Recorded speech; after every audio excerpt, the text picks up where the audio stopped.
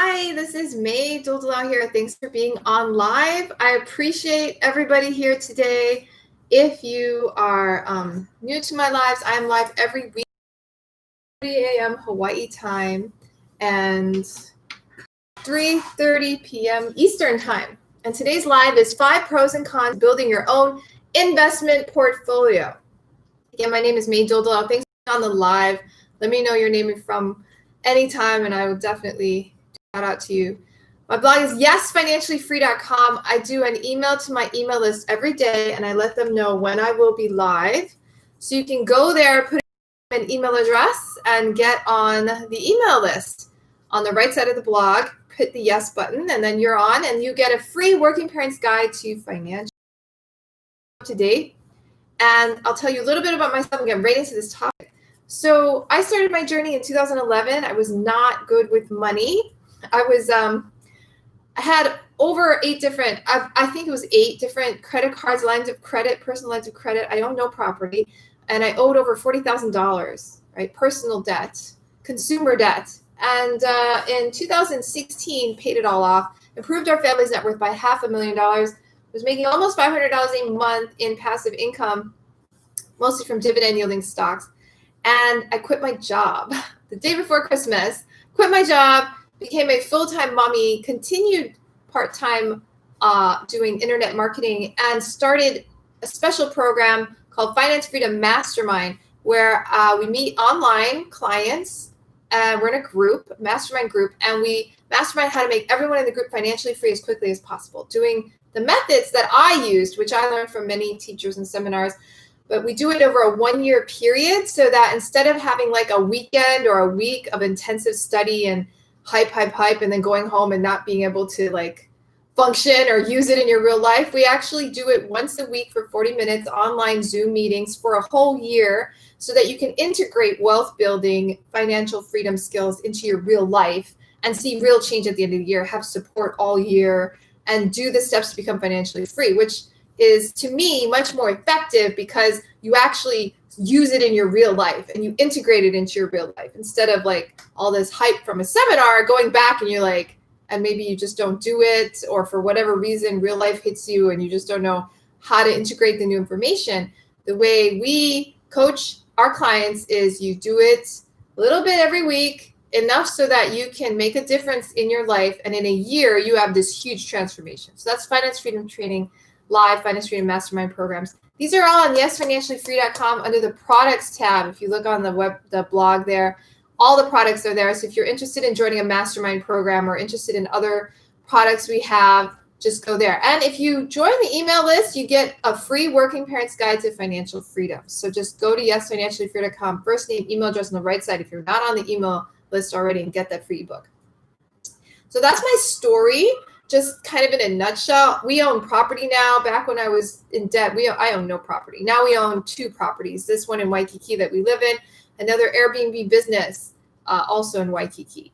And so let's talk about this topic. 5 pros and cons of building your own investment portfolio.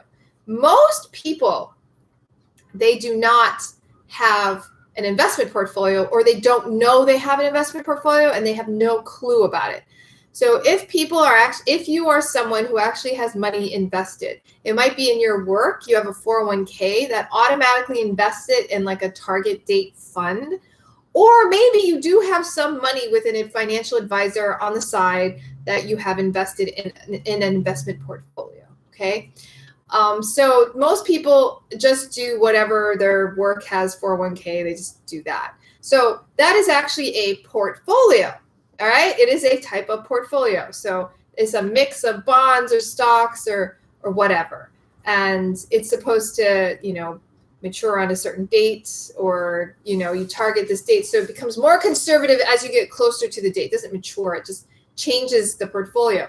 A lot of people don't really understand that, but they just trust that it is the best way to invest. And in general, there's a lot of laws that have been done in the United States which do control what kind of what goes on in there. So in general, it is a good way to invest if you have no clue, okay? So today's topic is not for people who are like, I have no clue and I don't want to. This is for people who are like, I want to do better. I want to do better than just what the standard vanilla or whatever the investment choices I have. I want to make a better portfolio. Now, I got into this because I read a book called Money Master the Game by Tony Robbins, and in it, he recommended a portfolio, and he talked about it. A portfolio is a mix of what you want to invest in. Like, it's just, what are you invested in? Are you invested in stocks, real estate, bonds, commodities, gold, Bitcoin, whatever? It's just this kind of like a description. Some people put in a pie chart of where your money is. Oh, I have, this much money in this category. I have this much money in gold. I have this much money in stocks. I have this much money in, foreign stocks. Or that's a portfolio. It's just a description of where your money is invested. All right. So there are pros and cons to building your own investment portfolio. Okay. So the first pro is that you will learn about investing. All right. So that is a pro of building your own investment portfolio. You're going to learn about investing. All right. You're going to learn about where your money's going. You're going to learn about how to invest it. Right. You're going to learn about how to put your money in maybe an index fund or a mutual fund. You're going to learn how to do that. Right. You're going to learn how to open a brokerage account, just go in and, buy shares, and you'll learn that. You'll learn how to rebalance it, meaning that you will learn how to make sure you stick to your plan, your portfolio plan. So in Money Master the Game, Ray Dalio recommends a portfolio. He recommends the all seasons portfolio. And so it is 7.5% gold, 7.5% stocks, 15% intermediate term bonds, 30%, did I say stocks? Let me start over. 7.5% gold, 7.5% commodities, 15% intermediate term U.S. Treasury bonds, 30% stocks, and 40% long-term U.S. Treasury bonds, okay? So that is the all seasons portfolio mix. Now, I wanted to do that portfolio, and I talked to a bunch of fiduciary advisors, and they didn't want to do it for me, or the ones that wanted to do it for me wanted to do it at a very exorbitant price, like a huge fee that didn't seem feasible to me. So I ended up learning how to do this because I had no choice. I wanted to do that all seasons portfolio recommended by that book, and I couldn't do it with other people. I had to do it myself. So I learned how to do it myself. So that is a pro. You learn how to do these things, and the knowledge is very empowering, like you know how to do that. The con is that you have to spend time and you have to learn new skills, right? You're going to have to learn, what is it to rebalance? What is it? How do I open a brokerage? If you've never opened a brokerage account, you have to learn how to do that. You have to learn how to purchase index funds or mutual funds or whatever you want to put in your portfolio. Right, so there is a learning curve. It's not a huge learning curve, but you do have to learn something new and spend time learning it. All right, so that is a con of building your own investment portfolio. Okay. Number 2 of the pros and cons is that you become responsible for your investments. Okay, so that is a pro. All right, you become responsible for your investing. So how is that a good thing? It's good because you don't blame people when the market is down. You don't blame someone else, the economy. You don't blame things. You become empowered in the sense that you understand that you created your portfolio and you are the one in charge of it. You are responsible. So that is a pro, but it is also a con because you cannot blame someone else anymore. Not that blaming them will do anything for you, but a con of doing it yourself is that you don't have someone else to rely on, all right? And sometimes that other person's really smart. If you pick a good fiduciary advisor who's very intelligent, they can help you from making bad mistakes, right? Some people are not good with money. They like to buy, sell too often. They lose money that way. So you don't make those mistakes if you have a financial advisor watching you and watching your money and helping you with your money and giving you like a second opinion. So fiduciary can be very helpful in that way, all right? And you transfer the responsibility to that advisor, to that fiduciary advisor. So if they make a really big mistake, they're actually responsible. So that is a con of doing it yourself, because a fiduciary advisor can be a good ally and they can construct things for you and they can stop you from making big mistakes, okay? Pro and con number 3. You save money in fees and grow your money faster. This is a big pro, all right, for doing it yourself. When you invest and create an investment portfolio, you have an advisor, you have to pay them for their work, which makes sense, right? Because they're working, you need to pay them, right? They deserve to be paid. How much you pay them depends on the advisor, but a lot of them charge between 1% to 3% in fees, which means they charge a percentage of how much you're investing, okay? Some charge more. So it depends on how much you're investing, how much money you have. Sometimes you can't even get an advisor if you're only investing small amounts of money because you're just starting out like $100 a month or something. Some advisors won't even work with you. That's too little for them because 1% of $100 is not enough for their time, okay? So if you're investing on your own, you save the fee. And according to Burton Malkiel in his book, A Random Walk Down Wall Street, that fee actually is a huge amount of investment income. Because if you add 1% to 3% onto your return of investment, you are adding a lot of money to your final number. So that is a big difference. So 1% to 3% fee to somebody else is a big chunk of money, right?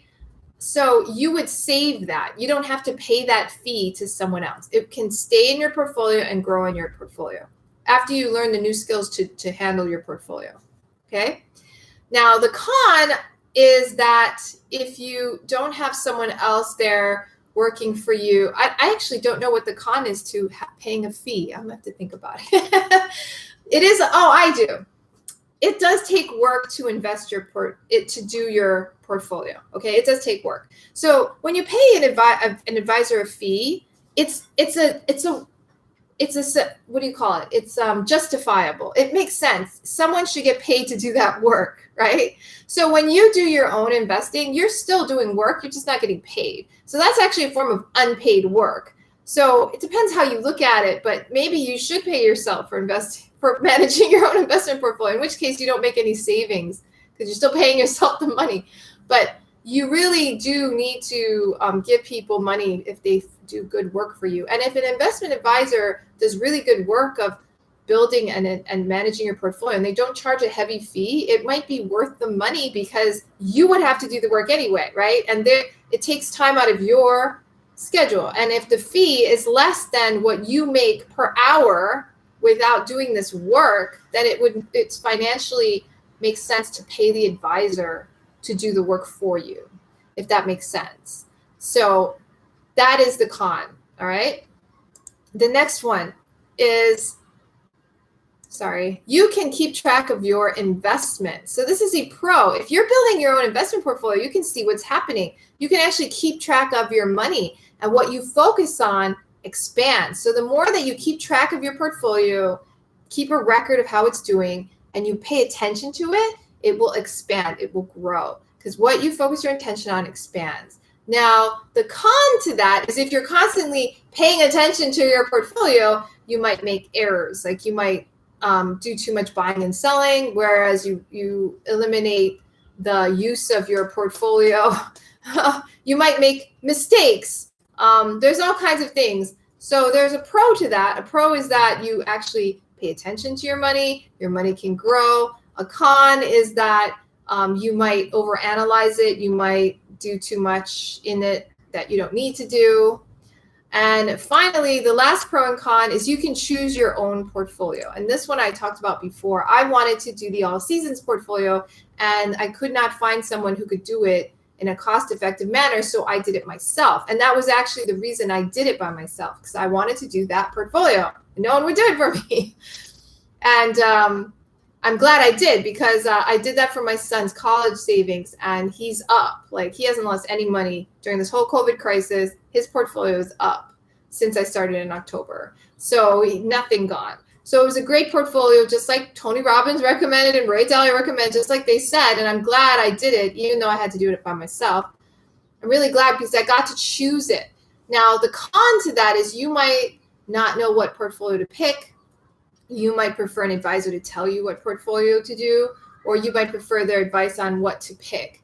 For me, it was a pro because I already read the book. I had compared a lot of different things. I'd read Burton Malkiel's book, And I was convinced that I could do it myself, probably more cost effectively, and that the portfolio that Ray Dalio recommended was probably the most optimal one for me and my family.